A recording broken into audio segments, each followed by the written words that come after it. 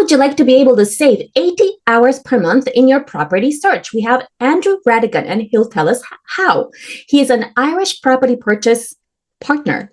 So, Andrew, tell us, how can entrepreneurs save 80 hours per month in their property search?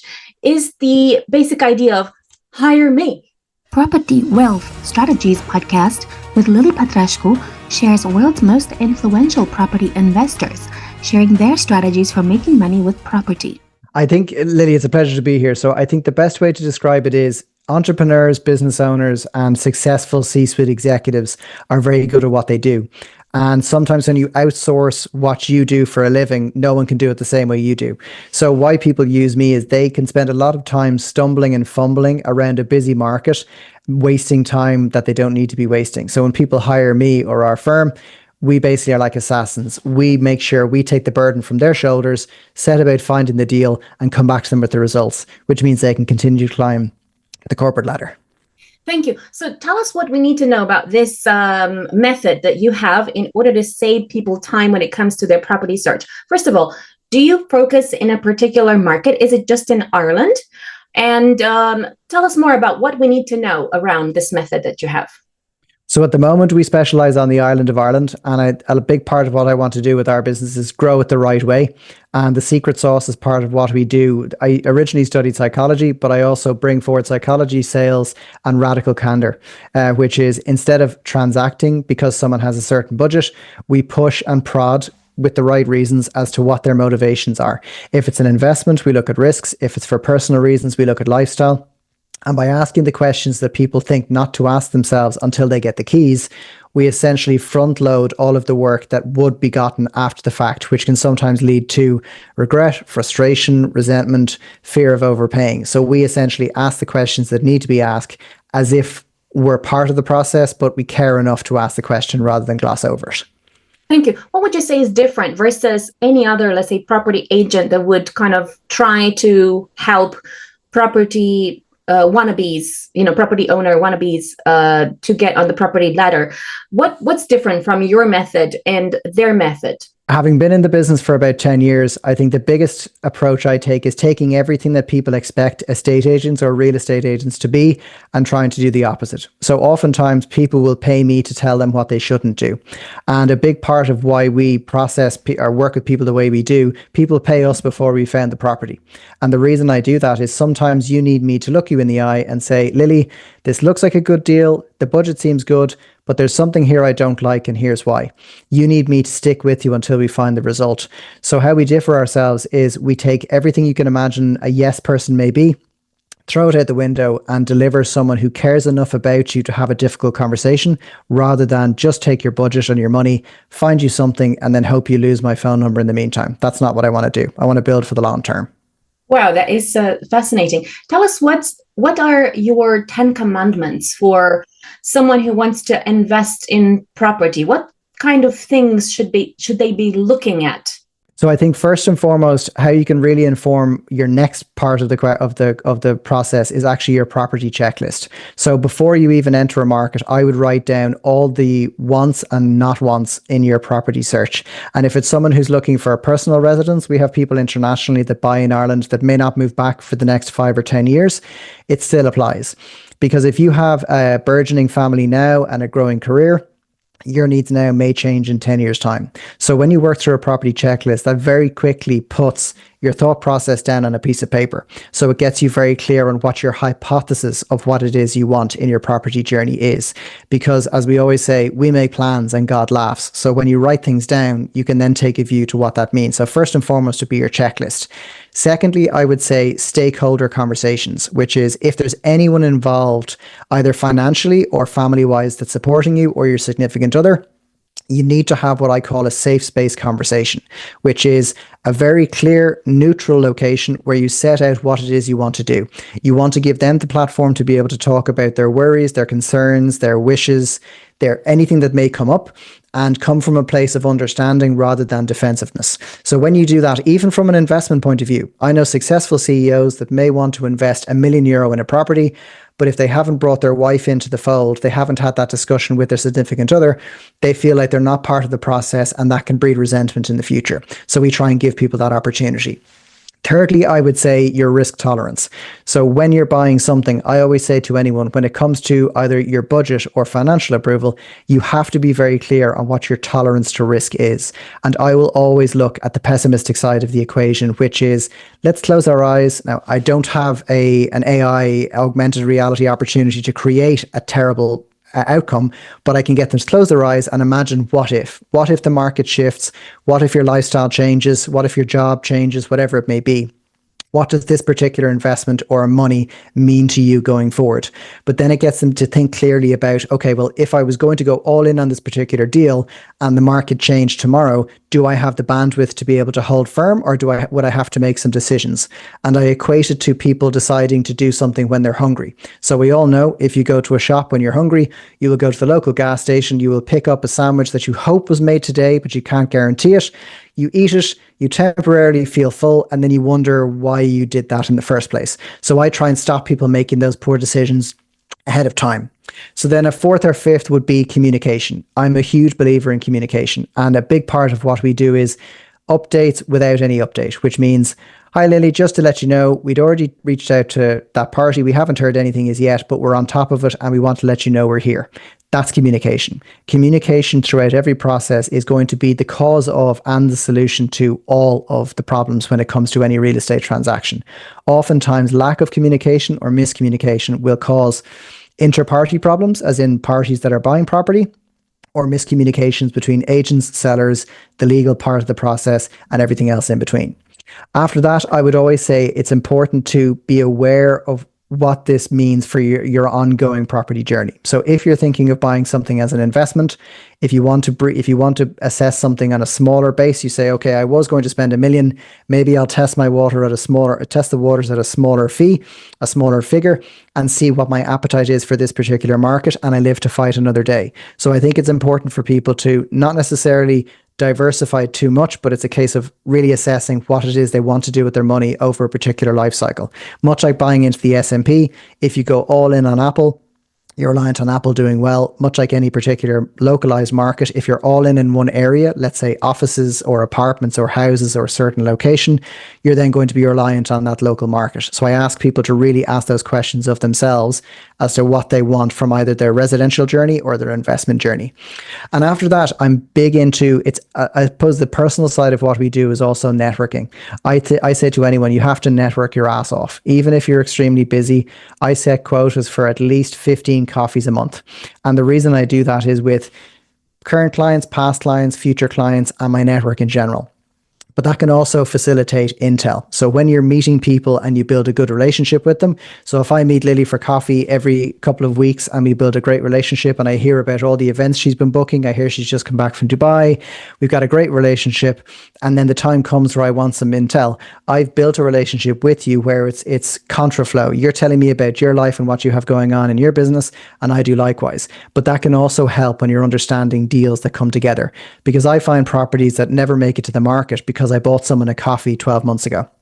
And for my clients, I always instill that, because the more people you know, the more you can get advice, the more you may have access to better finance options, and equally other potential investment partners or those in your ecosystem as well, much like fellow C-suite investors. I think that brings me to 8 or 9. And for the 10th, I'm going to give you the meaning of life. No, I'm not. I'm going to say that honesty and clarity is the biggest thing. So I build for the long term, and I encourage people when they're doing deals to really look at their motivations. And I think it's important when you work with people that there's no point in taking on a deal for the sake of it. And when you're working with people, you have to have that honesty and clarity as to what it is you want, because there will always be someone to take your money, especially higher net worth people. You need someone who cares about what it is you're looking for and has the kindness with the expertise to tell you no. And wealthy, successful people are not used to being told no. But if I tell you no coming from a place of kindness, that breeds into why I'm honest and why I'm very clear about how we do things. But it's important when people are doing anything. I think honesty and clarity are overrated because nowadays it can get lost in social media, but it's an absolute game changer when you meet people who have that honesty to them, because it really colors everything you do with a better tone. Thank you. What are the types of things that property investors tend to not think about that tends to trip them up in the longer run? You did mention a few things already, but is there anything else that you find is like a recurring theme? the assumption that, especially in the Irish market, that the asking price is the price it can be bought at. So one of the interesting parts of the Irish market is it's very nuanced. Just because the price is the price, it's not Amazon, and it depends on the circumstances around the sale. So if you have a private individual who says, give me €1,000,000 and I'm finished, that's a done deal. That's different to someone who's having a family breakup, or maybe it's a bank sale that's involved. And unlike the States or other countries, the process is different. That'll be the first thing. The second thing would be not wanting to look at the not so sexy side of the market when it becomes challenging. Everyone assumes in a busy or a hot market that you can do no wrong, you can make no decisions. What goes up must come down. With night comes day. You have to look at both sides. And I think it's important to lean into the what if, because then you can go into it with a more educated approach, as opposed to, your hands over the eyes and just hoping for the best. Thank you. What tends to take property investors a lot of time that perhaps they could put in place to, what kind of habits could they put in place in order to save those kind of things that tend to take them a lot of time? So I think much like anything, it's about taking an approach to what their skill set is. Some people have a natural aptitude for doing deals. Let's say you have someone who's in a business where they're used to putting deals together. They may have an aptitude for speaking with people in a room. If you are coming at any particular opportunity cold, if I need my car serviced, I could spend 20 hours longer than I should looking up YouTube videos on how to service my car, or I can find someone I trust who's honest and clear and will do the job for me and then stand over the job they've done. When it comes to property, it's the exact same. People can run around spending time poorly trying to build relationships in an area or a jurisdiction that they're not familiar with, and then they wonder why it didn't work out. Most of the time in my business, my company vouches for my clients. So it's my name that's on the line, because if someone is based in the United States, Bahrain, China, wherever it may be, an Irish agent has no idea who they are. They're going off who I am. So a big factor for people when they're looking is, yes, they have money, but everyone has money in a certain market. And when you have someone who's advocating for you independently, it means that you can then rely on that person to tell you the truth, but also convey your presence on the ground in your place, rather than you having to fly over yourself. Thank you. What else would you like on property investors and property entrepreneurs to know about saving hundreds of hours over the long run in their property search? I say to anyone, I don't look at the return on investment. So the best way to say it to you is, we explain to people that we save roughly about 80 hours a month and up to 8 to 10% on the value of a property. But what I focus on is the cost of inaction. The cost of doing it yourself means you may spend time traveling, you may spend time at viewings, you may spend time with advisors, assessing property prices and trying to understand the nuances of a market. It doesn't matter where it is. Whereas if you were to imagine the cost of investing in someone who will do that for you, you can go about building your business, you can spend time with family, and you can make the most of the time when it comes to your decision-making abilities. And oftentimes the reason why we front load our fees is that we're in it with people until they find that property. If they've had a sad event, if they've had something happen, if they have something in work. We had a client of ours who took ill a number of months ago. They were able to get well while we found the property for them. And that was hugely important. And there's a physical example where they were trying to recuperate, look after themselves, but life went on in other ways because they had people like me. So I would always say, look at the cost of inaction and trying to do it yourself versus outsourcing to someone, and hold them to the right standard. Choose someone that suits your skill set and what it is you want from life, but that'd be a big part of it. Thank you. What are the reasons why a property investor should consider investing in Ireland at the moment? I think one of the ways to look at Ireland is we've drastic undersupply at the moment. The supply is not meeting the demand, and that's been the case in Ireland for quite some time. But I think since COVID, a number of people have noticed, or a number of demographics have noticed, that Ireland is in a well-placed position in Europe to be able to connect to the rest of Europe and the rest of the world. So if you're investing in a country like Ireland, we have a number of international companies that have chosen here as their base for a variety of reasons, but lifestyle plays a key factor in why people choose Ireland as well. We are obviously English speaking, which is quite handy for people. We have a very practical climate. We're not the hottest country in the world, but we also don't have any unusual weather events. But I think the biggest thing for people from an investment point of view is we're in Europe, which gives people the opportunity to set up a business or expand their own business. And they're also part of a European Union country that is burgeoning on successful companies that are growing, people that are quite dynamic. And we're attracting a lot of talent in the last number of years. So it's a real growth economy from that perspective. Thank you. Tell us 3 case studies of property entrepreneurs you've worked with that have become really great successes in terms of property?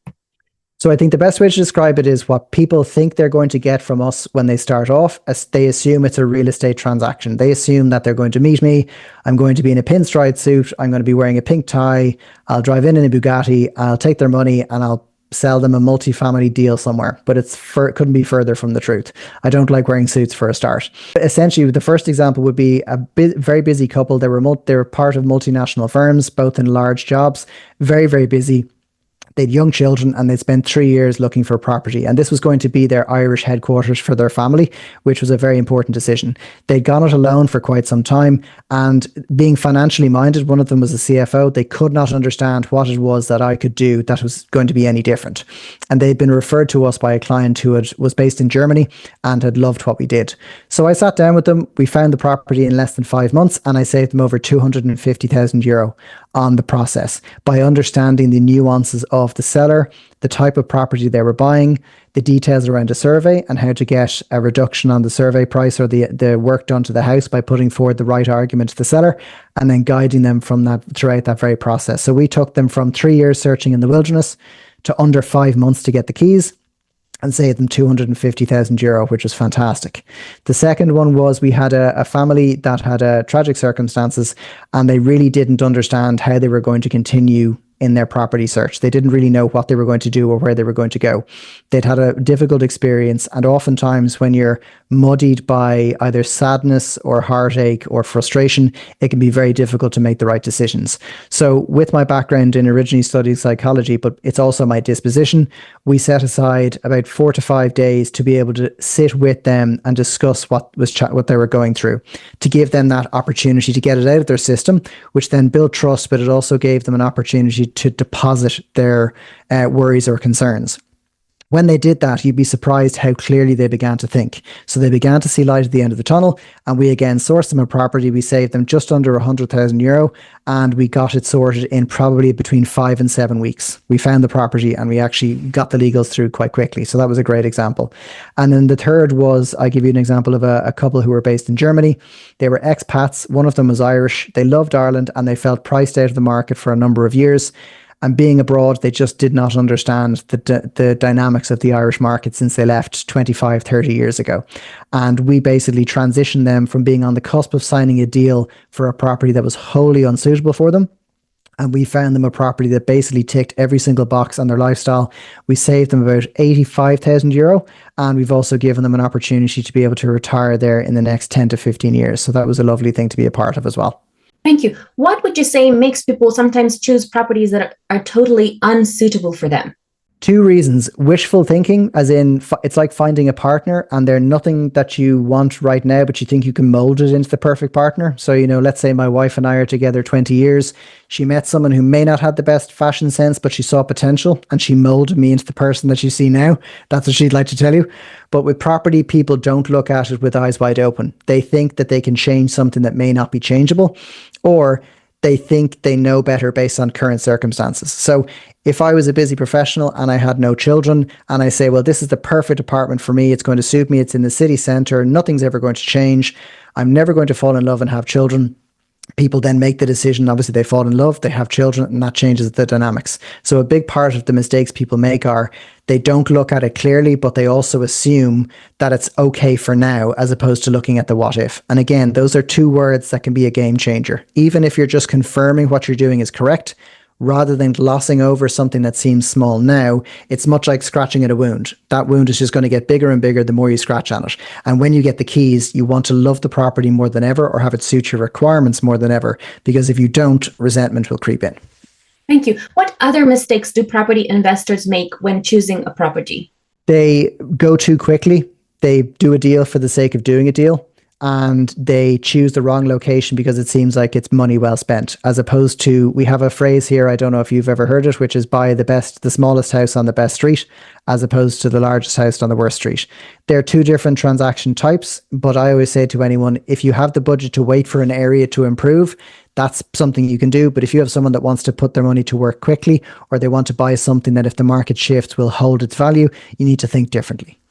Thank you. Tell us where entrepreneurs can find you. So we're very active on LinkedIn. I post there at least once a day, which is very important to continue connecting and driving value. You may see from my content that it is definitely not tours of properties. It's more usually digging into the psychology of why people buy property and what's involved in it, and obviously life events. We also do a newsletter every 2 weeks called Shut the Front Door. And we have some content on YouTube as well that aims to drive value for people as well. Thank you. Follow me for more property wealth strategies.